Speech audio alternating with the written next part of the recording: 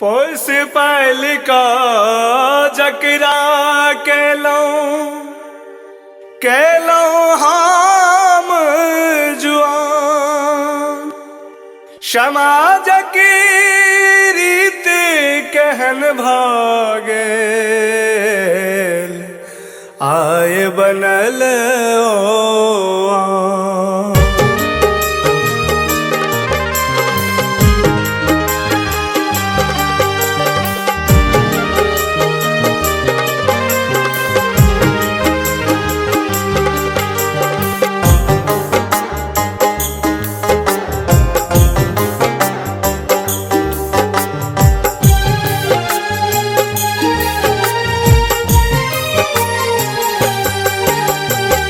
आयुष माई बाप भेल तोहर आयुष माई बाप भेल तोहर सासु ससुर बेटे जा रहल सासुर बेटे जा रहल सासुर बेटे जा रहल सासुर।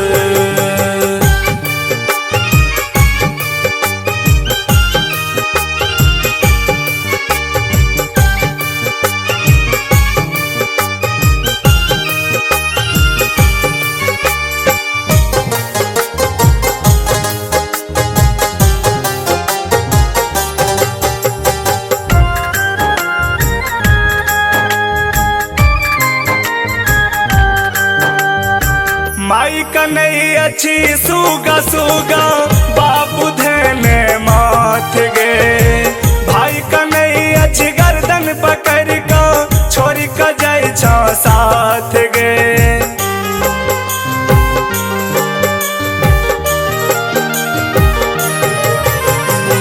माई कन्हई अच्छी सुगा सुगा बाबू धने माथ गे भाई कन्हई अच्छी पकड़ का छोरी का जाय छा साथ गे। सिसक सिसक कह दिया कानत पूछे थी कौन कसूर बेटे जा रहल सासुर बेटे जा रहल सासुर बेटे जा रहल सासुर।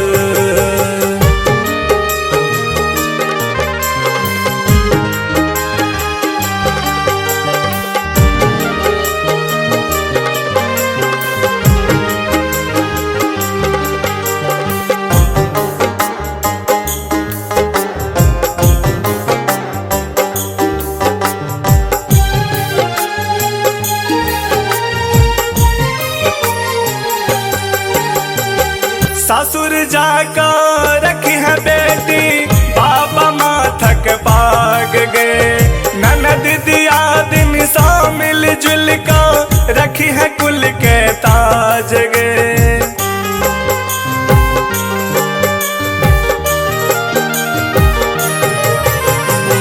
ससुर जाका रखी है बेटी बाबा माथक पाग गए ननद दिया दिल सा घुल मिल का रखी है कुल के ताज गे। अखंडेश्वर राखो तोहर माथा कैसे नूर बेटे जा रहल सासुर बेटे जा रहल सासुर बेटे जा रहल सासुर।